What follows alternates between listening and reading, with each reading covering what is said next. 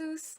Aujourd'hui je vous retrouve pour une vidéo que je n'ai pas encore faite sur ma chaîne et c'est une vidéo souvenir on va dire. Là je vais vous parler des livres qui m'ont marqué pendant mes années collège. Donc de la 6ème jusqu'à la 3ème, il y a des séries qui m'ont marqué. Bien sûr je vais vous épargner Harry Potter, Né à minuit, Insaisissable, La Sélection, etc. Tout cela je vous les épargne. Même Les Misérables de Victor Hugo, voilà, là c'est vraiment des séries dont j'ai très peu parlé sur cette chaîne depuis son retour on va dire, parce que j'en avais parlé quand j'avais ma chaîne au collège, mais j'ai effacé toutes les vidéos de ces années et je regrette aujourd'hui parce que bon, voilà, c'est quand même de bons souvenirs. Ceux qui sont là depuis le début se souviennent sûrement de ces vidéos, peut-être, je ne sais pas. En tout cas, il y a sûrement des séries qui vont vous rappeler des choses, je n'en sais rien, on verra bien. Donc je vous laisse avec la suite de la vidéo. Alors le premier livre, c'est Bridget, le jour qui a changé ma vie, écrit par Paige Harbison, publié chez Darkis. C'est un livre qui m'avait été offert pour mon anniversaire par une de mes amies, donc Rosanne si tu passes par là, gros bisous. Et c'est vraiment un livre que j'avais beaucoup aimé, je crois. Je crois sincèrement que c'était le premier one shot que j'ai jamais lu, donc ça devait être en 5ème je crois, et vraiment je l'avais beaucoup aimé. C'est l'histoire d'une fille qui s'appelle Bridget et qui est très populaire. Elle est très populaire et du coup elle est très ingrate, elle est très hautaine, etc. Voilà, elle est vraiment pas très gentille, même avec les gens proches d'elle, elle n'est pas gentille, c'est vraiment la casse-pied, c'est vraiment la petite princesse insupportable. Et un jour en fait elle va avoir un accident, et disons que pendant son accident, il va y avoir un espèce de conseil qui va essayer de la remettre, qui va faire en sorte qu'elle se remette en cause et du coup qu'elle répare les erreurs qu'elle a pu faire, etc. Et du coup voilà, c'était vraiment un livre qui m'avait marqué parce que je me disais bah oui, faut qu'on fasse attention à ce qu'on fait dans la vie, etc. Ça peut avoir des conséquences, etc. Donc voilà, c'est vraiment une histoire que j'avais beaucoup aimée, qui se lit vraiment très bien. Voilà, c'est écrit assez gros, je sais pas si vous voyez, mais vraiment je l'ai lu très très vite et voilà, ça peut être une bonne histoire pour le printemps ou pour l'été au bord de la plage. Donc si jamais vous retrouvez ce livre, je l'ai jamais vu en bibliothèque, mais si jamais vous le trouvez un jour, franchement n'hésitez pas à aller l'acheter. Il coûte 14,50 €, donc voilà, mais je pense pas qu'il soit encore édité, je n'en suis pas sûre, mais en tout cas ouais, c'était vraiment une très bonne histoire. Ensuite il y a une série qui m'a suivie pendant toutes mes années collège et je crois même qu'il y a eu 1 ou 2 tomes qui sont sortis quand j'étais au lycée que j'ai quand même acheté.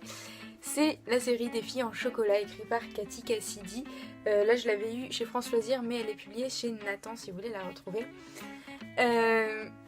Cette série elle est vraiment fraîche, elle est gourmande, elle est mignonne. C'est vraiment la série pas du tout casse-tête, c'est la série que tu lis voilà, quand t'as pas envie de te prendre la tête, quand t'as envie d'avoir une petite série fraîche, etc. C'est vraiment super mignon, c'est une série que je pourrais relire comme ça si j'en avais envie, parce que ça se lit vraiment super bien, c'est une très bonne série. Et voilà, c'est tout mignon. En gros c'est l'histoire de Chérie qui habite avec son père, etc. Sauf que son père va faire la rencontre d'une femme et un jour il va décider de déménager chez elle. Sauf que cette femme a 4 filles. Si c'est bien ça, bon, oui c'est ça, elle a 4 filles. Du coup, Chérie va devoir essayer de se faire accepter par ses 4 demi-sœurs. Sauf que, gros malaise, elle va tomber amoureuse d'une de ses sœurs. Donc, bien sûr, ça va créer quelques petits soucis. Mais voilà, du coup c'est une très belle histoire et chaque tome raconte une histoire d'amour de l'une des sœurs. Mais c'est vraiment, voilà, c'est vraiment tout mignon et puis ça apporte quand même des problèmes qui arrivent dans la vie de tous les jours, donc comme la reconstitution d'une famille, comme dans le tome 3, l'anorexie. C'était vraiment un tome assez... Enfin, c'était pas dur parce que ça a été très bien abordé je trouve, et vraiment ça sensibilise très bien les jeunes adolescents et ça je trouve ça génial. Donc voilà, si vous avez des enfants, si jamais il y a des adultes qui ont des enfants qui regardent ma chaîne, n'hésitez pas du tout à acheter cette série à votre enfant parce que vraiment ça sensibilise à des sujets très importants, donc comme l'anorexie je disais, comme une famille qui se recompose. Y a quoi d'autre, comme la jalousie d'une sœur avec une autre qui a l'impression d'être dans son ombre, comme aussi une sœur qui est un peu marginale, voilà, qui est un peu voilà, et puis une autre sœur aussi, bon, qui pète un peu plus haut que ses fesses, mais etc. Voilà, il y a vraiment plusieurs sujets qui sont abordés dans ces livres, et toujours dans un cadre vraiment mignon, vraiment frais, vraiment, voilà, donc c'est vraiment une histoire géniale pour la préadolescence, je dirais surtout, et même maintenant je la lirai sans souci parce que c'est vraiment mignon, tout mignon. Ensuite il y a une autre série que je lisais beaucoup, mais je l'ai pas finie en fait parce qu'il y a vraiment beaucoup de tomes. J'en suis au tome 6, je veux bien la continuer, mais en fait à chaque fois je ne trouve pas les tomes en librairie et ça m'énerve. Du coup voilà, cette série c'est Night World, écrit par L.J. Smith. L.J. Smith, elle a aussi écrit Le Journal d'un vampire, il me semble. C'est ça, elle a écrit Le Journal d'un vampire et plein d'autres séries, voilà, elle écrit vraiment beaucoup de choses.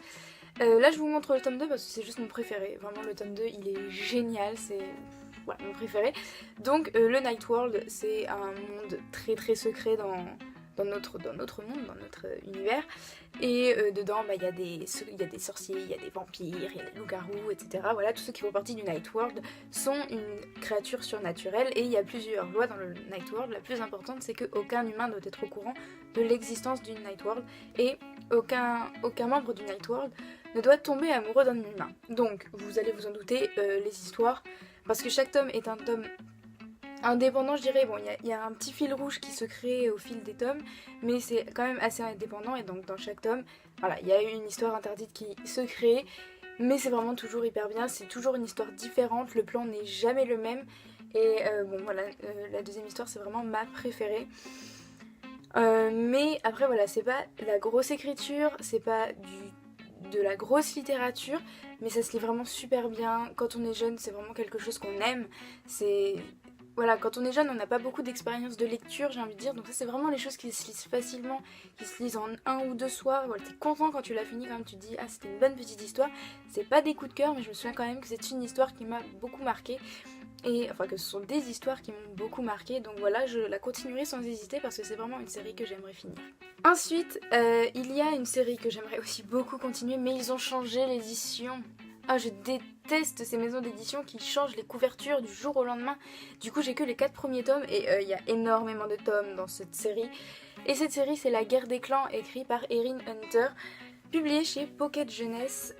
Du coup voilà, c'est l'ancienne couverture qu'il y avait avant. Et bon du coup voilà, j'ai que les 4 premiers tomes, mais c'est une série que j'ai adorée, c'est un vrai coup de cœur. En plus j'y suis allée avec tellement d'appréhension, parce que c'était des chats qui se battaient, et je trouvais ça tellement ridicule, une histoire avec des chats. Donc voilà, quand je l'ai commencé, vraiment j'avais énormément d'appréhension, je ne sais même pas pourquoi je l'ai acheté, parce que vraiment voilà, j'avais énormément d'a priori sur ce livre. Et du coup en fait je l'ai lu, j'étais carrément surprise, j'ai adoré. Donc là je vous montre le tome 2 parce qu'en fait j'ai prêté le tome 1 à mon petit ami, il est en train, enfin il vient de le finir d'ailleurs, et il a adoré, vraiment, je pense qu'il a bien aimé.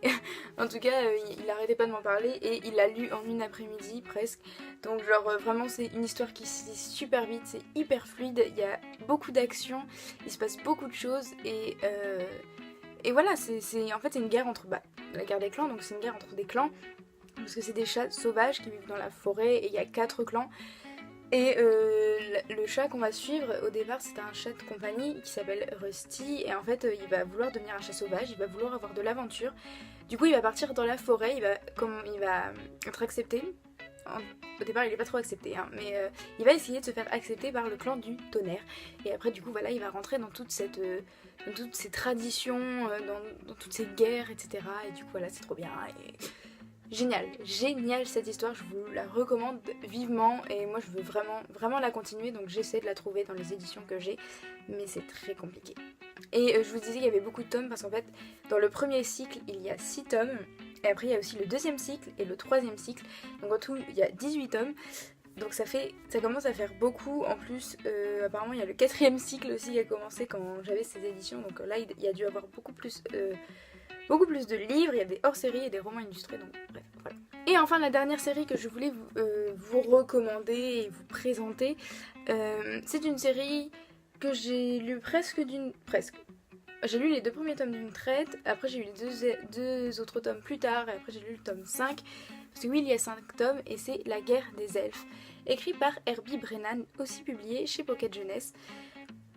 Cette histoire je l'ai beaucoup aimée quand je l'ai lue, mais en fait là, maintenant, je ne pourrais plus trop vous raconter l'histoire. Je me souviens que ça m'avait énormément marqué. Et je me souviens juste que c'est l'histoire d'Henri. Oui, de Henri qui est un humain tout à fait banal. Sauf qu'un jour, il va aller... il va capturer un papillon. Sauf qu'en fait, ce papillon, c'est un elfe. C'est l'héritier. C'est l'héritier du royaume des elfes. Les elfes de lumière, de la lumière. Et du coup, il va emmener Henri avec lui dans ce monde parallèle. Et ils vont passer par un portail magique. Et du coup, voilà, Henri va être transporté dans ce monde qu'il ne connaît pas du tout. Donc nous avec, évidemment. Et donc là, il va y avoir plein de complots, plein de guerres, plein de... Voilà, là, ça sera vraiment de la fantaisie avec des guerres, avec des personnes qui veulent le pouvoir, etc. Et donc tous les coups sont permis. Donc vraiment c'était une histoire, je me souviens que j'avais vraiment beaucoup aimé, je m'étais beaucoup attachée au personnage, même si du coup je m'en souviens plus. Je me souviens que j'avais beaucoup aimé Bleu, la princesse bleue, oui, donc la princesse bleue. Et ouais, je me souviens que je l'avais beaucoup aimée parce que c'était une femme de caractère, voilà, qui se laissait pas du tout marcher sur les pieds, qui savait se battre, etc. Du coup, je l'avais beaucoup aimée. Mais du coup, voilà, je pourrais pas vous en dire plus, mais je sais que pour un enfant, on va dire à partir de 8 ans jusqu'à 15 ans, je sais pas si je pourrais le relire aujourd'hui personnellement. Mais en tout cas, bon, pour une personne qui est adolescence, préadolescence et fin de primaire, je dirais, c'est vraiment, vraiment une histoire qu'il doit lire parce que c'était génial. J'espère que cette vidéo vous a plu. Si vous aussi vous avez quitté ce monde du collège, de la préadolescence, etc., n'hésitez pas à me dire dans les commentaires quels sont ces livres qui vous ont marqué vous. Et du coup, je vous retrouve pour une prochaine vidéo. Bisous!